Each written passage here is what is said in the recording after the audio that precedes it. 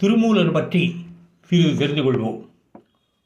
சுந்தரநாதர் எனும் சிவபாக்கியார் இவர் கைலாச பரம்பரையைச் சேர்ந்தவர்.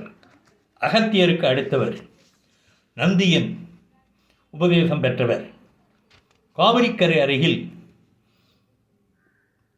திருவாவடுதுறை அடைந்தால் பசுக்கூட்டங்கள் ஆடு மேய்ப்பவன் இறந்து கிடந்தபடியால் அவைகள் அழுது கொண்டிருந்தன.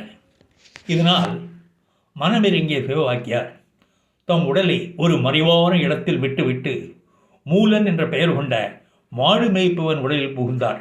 மாடுகள் மீண்டும் உற்சாகம் அடைந்தன. தம் தம் வீடுகளுக்கு போய் சேர்ந்தன.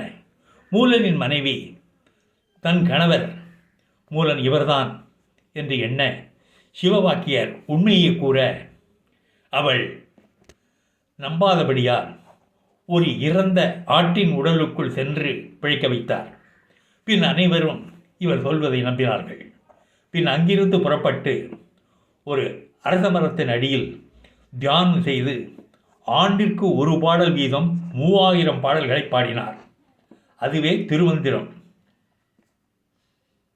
10ஆம் திருமுறையாக அவை நாம் காணலாம். திருமூலர் 7000 ஆண்டுகளுக்கு முன் தோன்றியவர்.